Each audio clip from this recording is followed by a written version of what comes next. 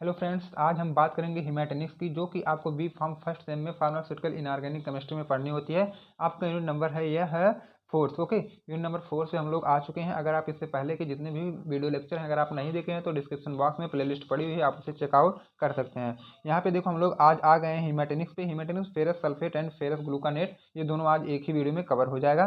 बाकी ferrous sulphate पे star है तो मोस्ट इंपॉर्टेंट हो जाता है। इससे हमें यह पता चलता है कि वीडियो को बिना स्किप किए लास्ट तक हमें वॉच करना है। ओके, मतलब देखना है।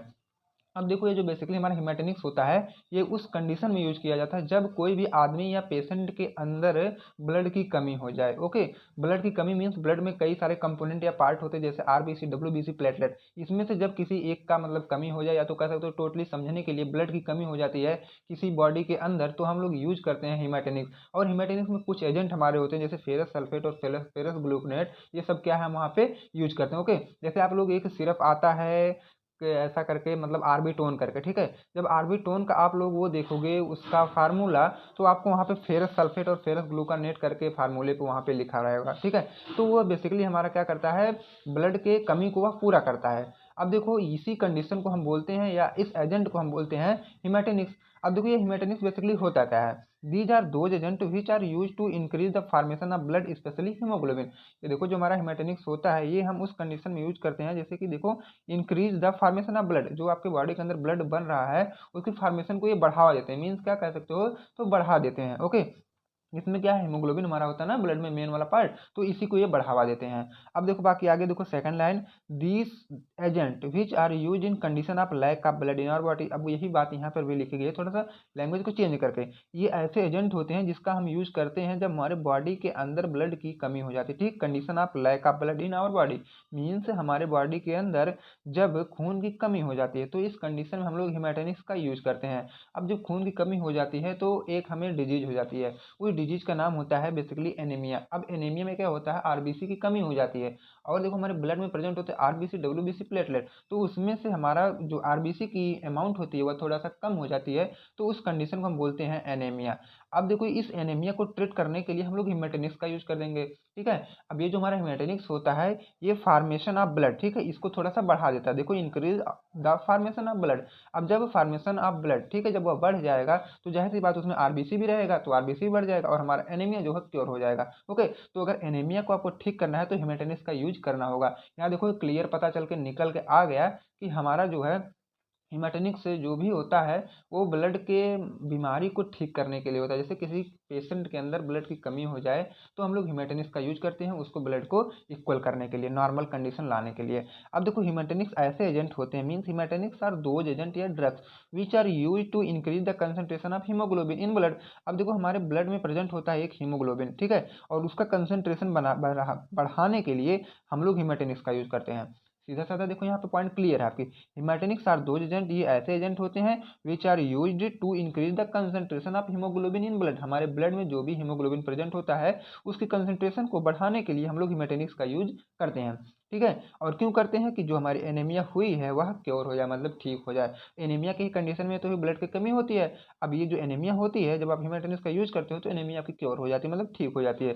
These agent are required for formation of blood. ये ऐसे एजेंट होते हैं जो कि मतलब फार्मेशन ऑफ ब्लड, ठीक है, इसमें क्या है, ये हेल्प करते हैं हमारे हीमेटैनिक्स। अब देखो, ये दो एजेंट होते हैं हीमेटैनिक्स के अंडर में ही पढ़ना आपको, फेरस सल्फेट और फेरस ग्लूकानेट, ठीक है। ये दो एजेंट आपके होते हैं, फेरस सल्फेट और फेरस ग्लूकानेट, जो कि आपको फर्स्ट वाले पे है स्टार। तो स्टार वाला ऐसा हो जाता है कि मोस्ट इंपॉर्टेंट हो जाता है, ये हमें पढ़ना होता है। ओके, इसका ऐसे वगैरह भी पढ़ लेना हमें।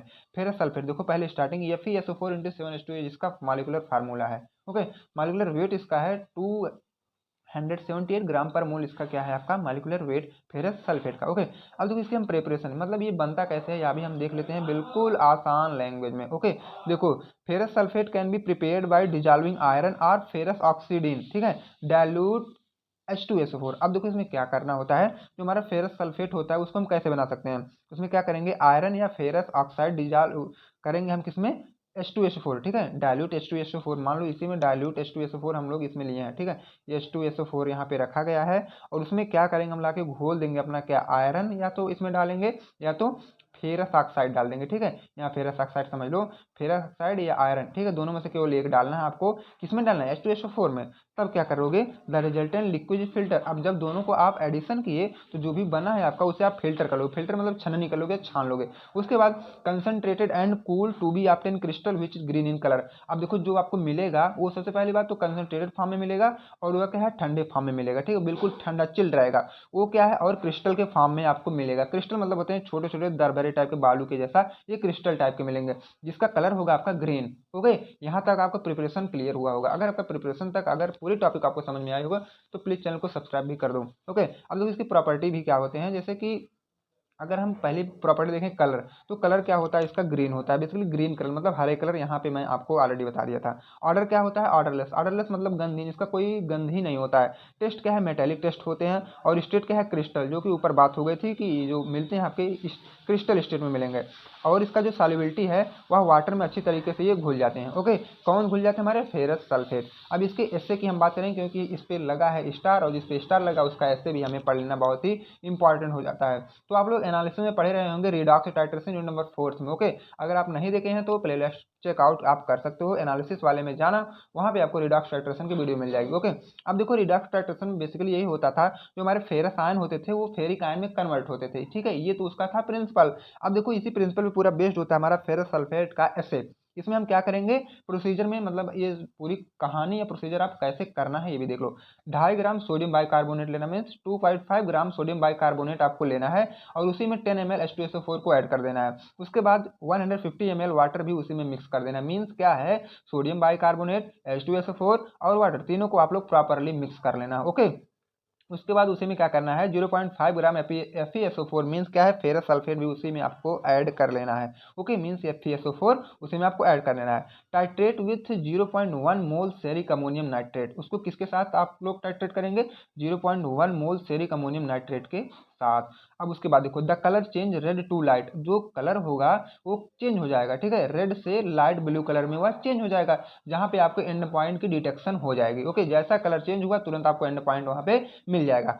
ओके फ्रेंड्स, अब देखो मेडिसिनल यूज इसका क्या होता है, इसका हम मेडिसिनल यूज करते हैं बहुत तरीके से, जैसे वो it is use in formulation of haematinics. जाहिर सी बात हम लोग पढ़ रहे हैं हिमेटोनिक्स, तो पहला बेसिक ये हो जाता है, इसका यूज हम हिमेटोनिक्स के ऐसे मतलब जितने भी प्रोडक्ट बनते हैं हिमेटोनिक्स से रिलेटेड उसमें क्या है हम इसका यूज करते हैं। फार्मुलेशन मतलब कोई भी चीज़ का बनना, बाकी हिमेटोनिक्स आप पढ़ ही रहे हो। यू टू ट्रीटिंग एनीमिया, और एनीमिया को क्योर करने में भी हम लोग देते हैं। ओके, अब it enhance the formation of haemoglobin, और यह हीमोग्लोबिन के फॉर्मेशन को भी बढ़ाता है, जैसा कि ये सभी तीनों पॉइंट आप इसके इंट्रो वाले पार्ट में ही देखेंगे, ठीक है, तो इसको आप बना के भी लिख सकते हो इसका मेडिसिनल यूज। बाकी देखो फेरस ग्लूकोनेट जो दूसरा आपका एजेंट है वह है फेरस ग्लूकोनेट। अब देखो फेरस ग्लूकोनेट भी बहुत आसान है, जिसका मॉलिक्यूलर फार्मूला होता है C12H22FeO14 इंटू 2H2O। ओके, जिसका वेट होता है 482.18 ग्राम पर मोल। अब इसका मेथड ऑफ प्रिपरेशन भी आप लोग देख लो। फर्स्टली इसमें हम क्या करेंगे, prepare ferrous carbonate is heated with a suitable concentration of gluconic acid in aqueous solution to produce ferrous gluconate. अब इसमें पहले हमें क्या करना है, ferrous solution prepare ferrous carbonate, ठीक है, is heated with suitable concentration of gluconic acid, gluconic acid के साथ इसको क्या हम लोग हीट कर देंगे, ठीक है, एक्वा सोल्यूशन में। उसके बाद आपको मिलेगा फेरस ग्लूकानेट। ओके, जब ये दोनों को आप हीट करोगे एक्वा सोल्यूशन में तो आपको मिलेगा फेरस ग्लूकानेट। बस हमें यही तो बनाना था फेरस ग्लूकानेट, तो फाइनली यहाँ बन के आ गया। ये है इसकी chemical reaction, FeCO3 + H2O + C6H12O, ठीक है, O7। Okay, chemical reaction balance करने के लिए हम लोग यहाँ 2 का यूज करते हैं। C12H22O14 into Fe plus 2H2O + CO2 यहाँ से रिमूव हो जाएगा, हमारा जो फेरस ग्लूकोनेट ये जो मेन प्रोडक्ट होता है हमारा मिल जाता है। ओके फ्रेंड्स, अब देखो इसके बाद हम इसके भी ऐसे वो मतलब प्रॉपर्टी वगैरह देख लेते हैं। इसके प्रॉपर्टी क्या होती है, ये जो इनका कलर होता है वो येलोइश होता है, और आर्डर जो होता है वह आर्डरलेस होता है, और सॉल्युबिलिटी मतलब कोल्ड वाटर में बहुत अच्छे से ये डिजॉल्व हो जाते हैं। अगर हम इसके यूज की बात करें मतलब मेडिसिनल यूज, तो it is formulated in tablet doses form. आप सभी को पता होगा टैबलेट डोजेज फॉर्म क्या होता है, तो इसका यूज हम टैबलेट डोजेज फॉर्म में भी करते हैं, जैसे कि आयरन डिफिशियंसी एनीमिया की अगर हमें कोई भी टैबलेट बनानी हो तो इसका हम यूज कर लेते हैं।